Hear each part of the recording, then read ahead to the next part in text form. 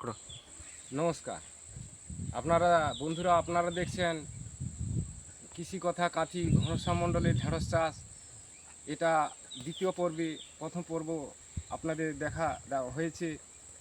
এখন দ্বিতীয় পর্ব আপনাদের সামনে তুলে ধরছি। আজকে মাটিতে যে উপাদানগুলি লাগে গাছ সেটা গ্রহণ করে, সেই উপাদানের কথাগুলি আমি তুলে ধরছি, আপনারা শুনুন। গাছের যে উপাদানগুলি লাগে, প্রথমে nitrogen, phosphate, potash, magnesium, calcium, zinc, copper, boron, দস্তা। এইগুলি আমরা কোত্থেকে পাবো? কথা হচ্ছে আমরা এগুলি কোত্থেকে পাবো। আমি যে কম্পোস্টটা আপনাদের সামনে করে দেখাচ্ছি এবং এখানে দিয়েছি কম্পোস্ট সারটি, সেখানে বলা হয়েছে খড়। এই খড়টা হচ্ছে পুরোপুরি ফসফেট, আর নাইট্রোজেন আছে। যেখানে ফসফেট বেশি আছে সেখানে নাইট্রোজেন পাওয়া যায়। আর আমি বলেছি খেসারি ভুসি। এই খেসারি ভুসিতে রাইজোবিয়াম পাওয়া যায়।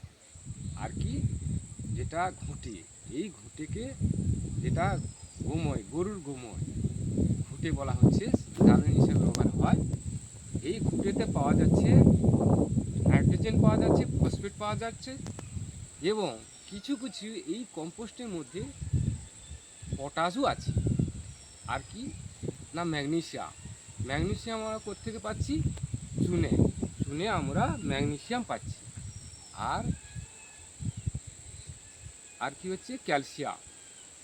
ক্যালসিয়াম এখানে দেওয়া হচ্ছে না এই কারণে, না ক্যালসিয়াম এই ঢেঁড়স চাষটি যে হয় তার পিএইচ মাত্রা 6 এবং 8-এর মধ্যে পিএইচ মাত্রাটা দরকার। তাই এখানে লবণাত্মক হালকা লবণ এবং খাদ্য মাটিতে এই ঢেঁড়স চাষটি ভালো হয়। এখানে যেহেতু আমি 6.8 আমি পাচ্ছি, এখানে কিন্তু মাটির পিএইচ মাত্রা এটা যে পাচ্ছি, এতে কিন্তু ক্যালসিয়ামের প্রয়োজন হচ্ছে না। ক্যালসিয়ামটা আমরা পাচ্ছি হাড় সার থেকে, কিন্তু এখানে হাড় সার না দিয়েও চিংড়ি মাছের মাথাকে দেওয়া যায়। কিন্তু আমি তো এখানে মাটির পিএইচ মাত্রা পেয়ে গেছি, আমার এখানে ক্যালসিয়াম লাগছে না। আর এই সব বস্তু এই কম্পোস্টের মধ্যে কিছু কিছু উপাদান রয়েছে।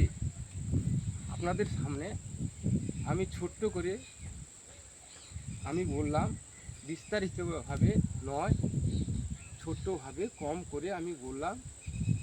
এরপরে আপনারা দেখতে পাবেন যে পোকা, এই ঢেঁড়সে কে কে পোকা থাকে এবং কি ক্ষতি করে, সেটা আমি আপনাদের সামনে তুলে ধরবো আগামী পর্বে, মানে তৃতীয় পর্বে।